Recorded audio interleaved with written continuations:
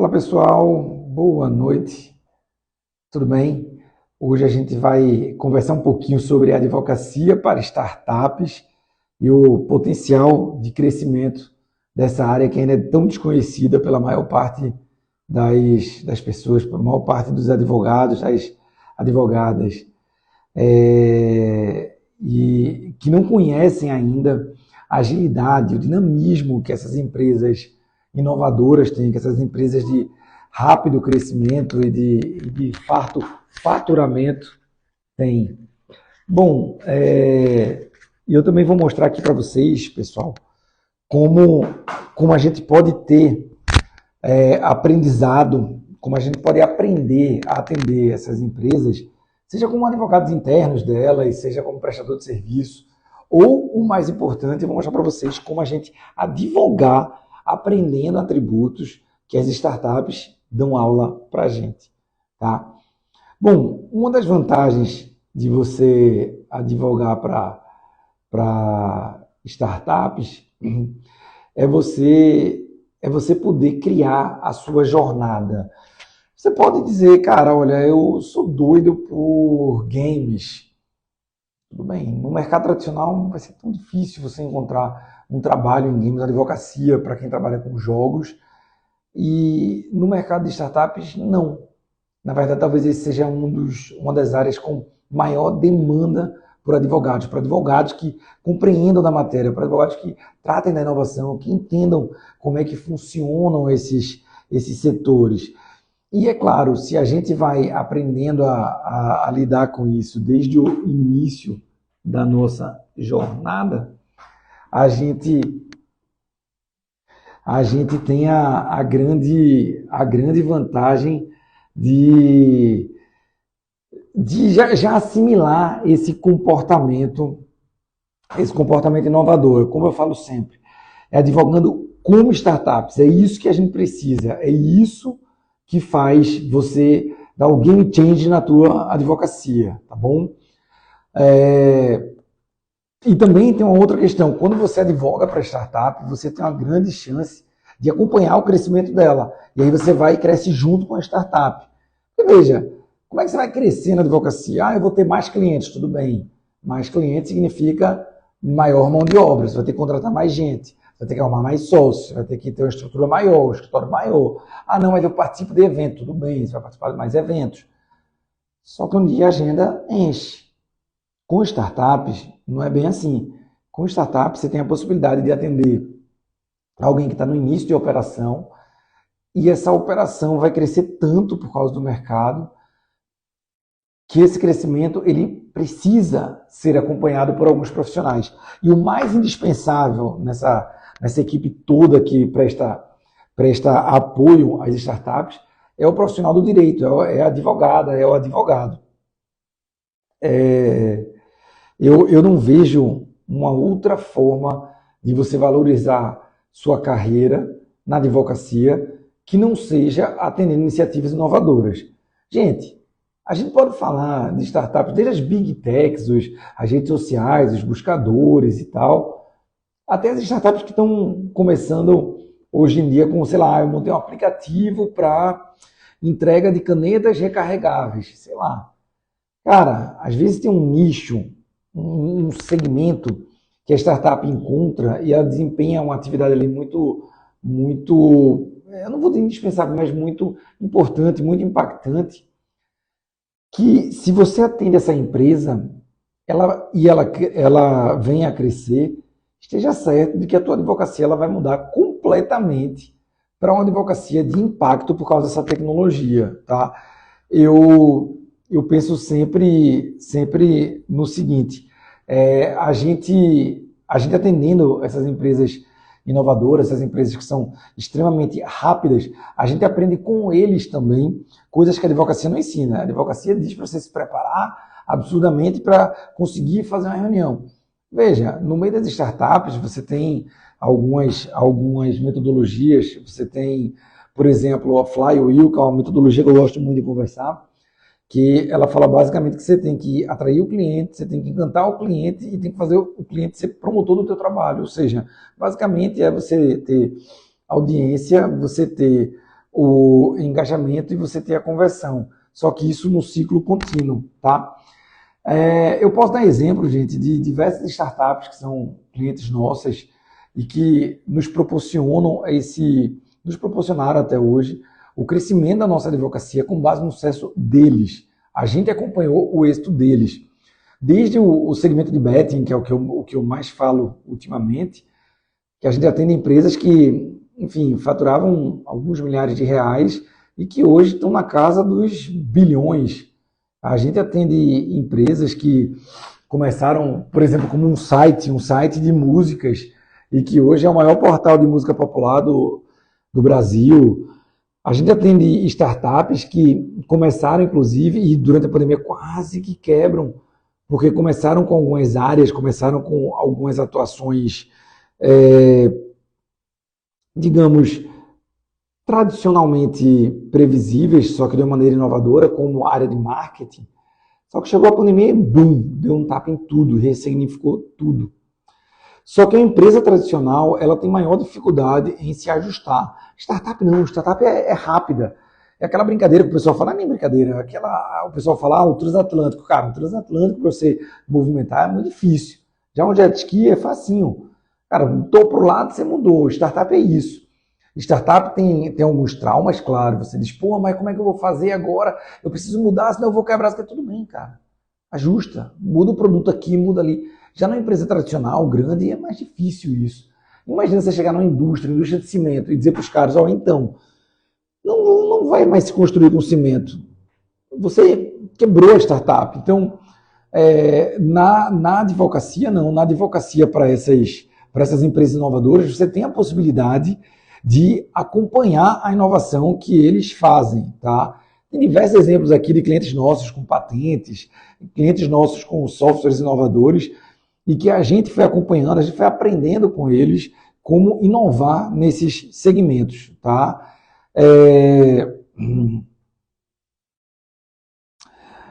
Bom, tem uma outra questão importante. Muita gente me pergunta sobre relacionamento. É só networking, Tiziano?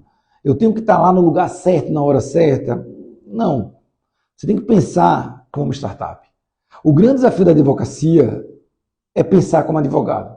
Gente, olha só, o maior problema dos advogados que reclamam que não estou conseguindo ganhar dinheiro, as coisas não estão boas e tal, é por um problema simples. Só vão atrás de advogados. Almoçam todos os dias com colegas advogados que vão indicar clientes, etc e tal. Vão atrás de eventos lá com juízes e tal. E assim, não permitem descansar o paletó. Cara, beleza, você é uma pessoa mais formal, está lá naquele tradicionalismo da advocacia, tudo bem, não tem problema. Mas sai um pouco da caixa, vai conversar com o cliente de fato, vai conversar com o mercado. Se você atende a área, sei lá, área bancária, cara, já pensou em conhecer o ecossistema de fintechs? Já pensou em compreender o que está mudando de legislação aqui no Brasil? Já pensou em compreender como o impacto do Pix mudou diversos segmentos? Eu falei o setor de betting, que a gente atende. Esse setor foi completamente impactado pelo Pix, positivamente falando. Mas são vários setores, vários. Por exemplo, você quer discutir blockchain, não é só Bitcoin. Discute blockchain sob a ótica, por exemplo, do Airbnb. Dizem, alguns entusiastas da inovação, garantem até que talvez Airbnb, Booking, etc. e tal, essas empresas venham a quebrar quando a blockchain tiver mais madura e você tiver a internet das coisas funcionando a todo vapor. A IoT, né, Internet of Things. Quando tudo estiver conectado, você vai conseguir fazer muito mais transações independente dos brokers, independente dos intermediários. Então, hoje, se ganha dinheiro na internet, como? Sendo broker. Hoje, você é um intermediário de algo. Se não for, dificilmente você vai ganhar grana. Não, Tiziano, mas o Google não é intermediário de algo. É sim, senhor. O Google ganha grana como? Com empresas atingindo pessoas físicas. Notem, o Google precisa da audiência das pessoas físicas, mas elas não deixam dinheiro no Google. E o Google precisa do dinheiro das pessoas jurídicas, que só deixam dinheiro lá porque existe uma audiência. É a história do Flywheel que eu expliquei. Depois eu vou detalhar, eu já gravei uma aula, já falei sobre a questão do flywheel. Depois eu posso detalhar. Quem quiser mais informações, me manda mensagem, conversa sobre o assunto, mas basicamente é essa roda, essa engrenagem que você tem nos clientes, os promotores dos teus serviços. Então, você cria mais canais de atendimento, canais quase que automáticos, tá? Perdão, de atendimento não, de prospecção, tá? Então, o networking ele é bem relativizado nessa área de startups. É claro que continua sendo importante o método tradicional de networking, mas não é só o networking que você conhece as pessoas e tal. Não, você tem que entender as conexões que podem ser causadas pelos setores, tá? Os eventos de startups, eles são maravilhosos, eles são pulverizados em termos de áreas.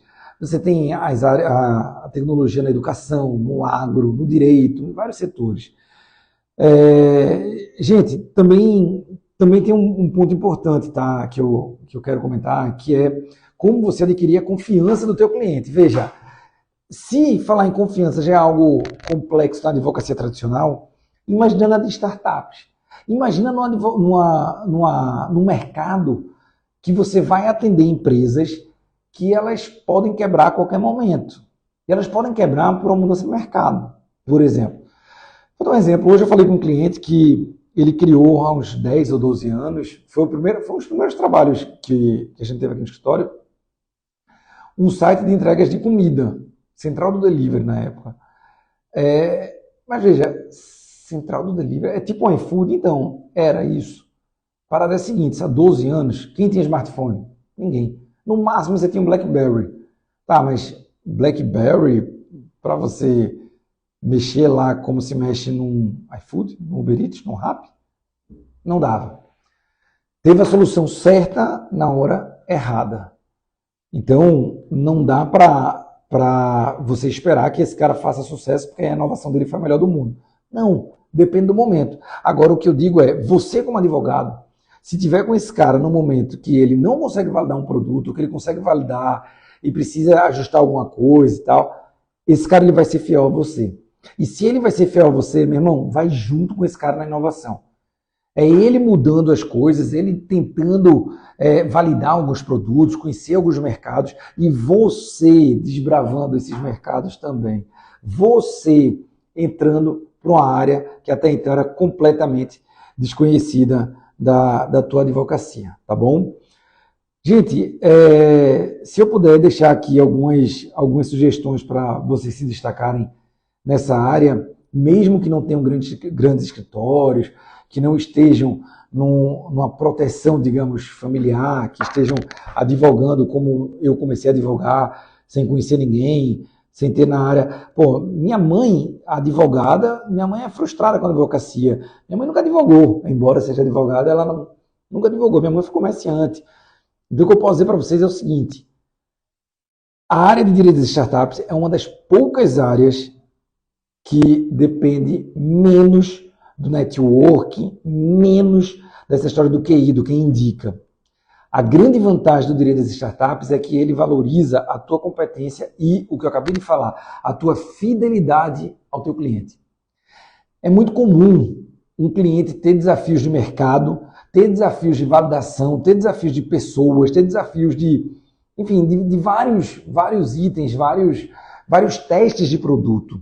Se você for advogado, que está lá junto com ele, naquele momento de tamanha incerteza, uma coisa eu te garanto: faz o teu trabalho minimamente bem feito, que esse cara não vai te deixar. Ele não vai. E é aí que você fideliza as startups e bota a roda de novo para girar e conseguir novos clientes nesse mercado. Bom, gente, tem também, obviamente, a importância de você se capacitar. O direito das startups tem poucos livros falando sobre isso. Os melhores são lá o do nosso professor Eric Nibo.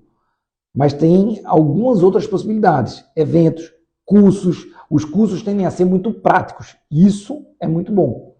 Quem espera fazer uma pós-graduação, um MBA, etc. e tal, para aprender a lidar com startup, está ferrado.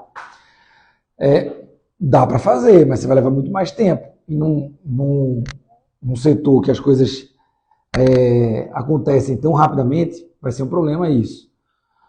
Pessoal, é isso, tá? Era isso que eu queria conversar com vocês por hoje. Não deixem de nos seguir, de se inscreverem lá no YouTube da gente, de seguirem aqui no Instagram, ativem aí as notificações para receberem sempre as mensagens quando a gente estiver gravando conteúdo, quando a gente estiver com material novo. E se inscrevam no nosso curso Oceano Azul do Direito, para terem mais insights, para conhecerem mais estratégias exclusivas para atuação nesse segmento. Lembrem-se sempre que não adianta você ir atrás de quem só fala. Vá atrás de quem conhece bem o mercado. Beleza? Valeu, pessoal. Até a próxima.